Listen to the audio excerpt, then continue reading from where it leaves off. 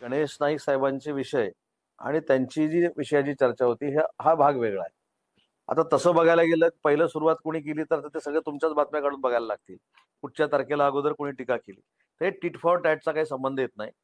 दोन्ही नेत्यांनी समजून घेतलं पाहिजे. आपल्याला जर महायुतीमध्ये काम करायचं असेल, तिन्ही नेत्यांच्या नेतृत्वाखाली काम करायचं असेल, तर आपल्या वक्तव्यानं दुसरा पक्ष नाराज होणार नाही किंवा आपल्या नेत्याला कुठं त्रास होणार नाही.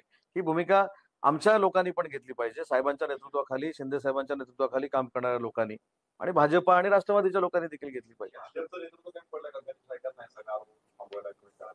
मी असं अजिबात म्हणणार नाही.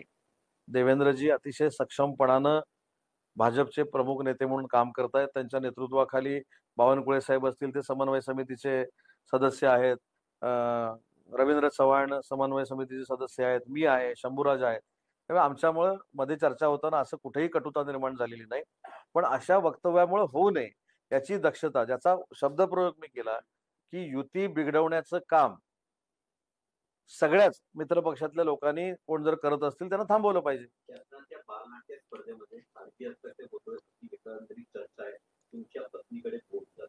मला असं वाटतं की तो बालरंगभूमीचा विषय आहे.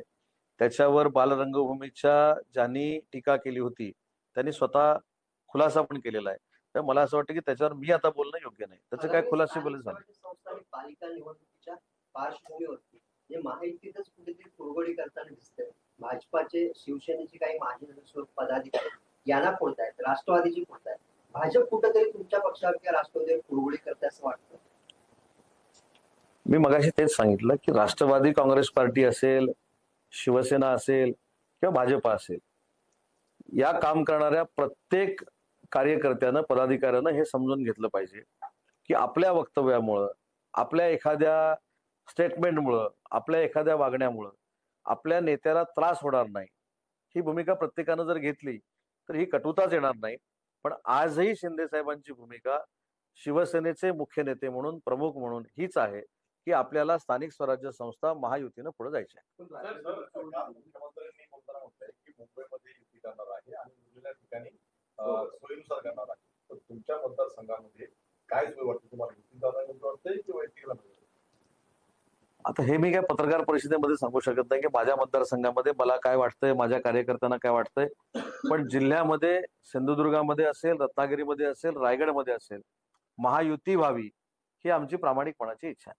तुमच्या खात्याविषयी प्रश्न असा होता की आपले विदेशात जाऊन एमओयूज होता, गुंतवणूक येते महाराष्ट्रात, पण आपले बेरोजगारी आहे ती काय कमी होत नाही. म्हणजे इकडे आपण म्हणतो की एवढ्या विकास प्रकल्प आपण आणले, रोजगार आणला, गुंतवणूक केली, पण दुसरीकडे बेरोजगारी का कमी होते? यामध्ये मी आपल्याला एक विनंती केली होती एक 3 महिन्यापूर्वी.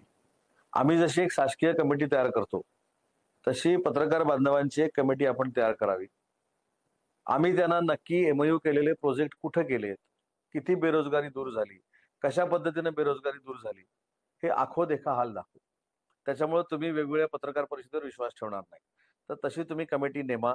त्या कमिटीला चांद्यापासून बांद्यापर्यंत न्यायची जबाबदारी MIDCची आहे.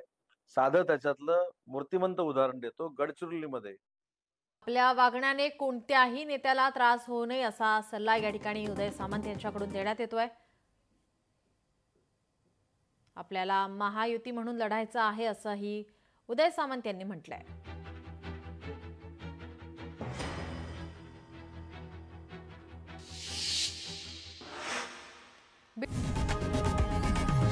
लोकशाही मराठी ऐका, पहा, जागरूक रहा.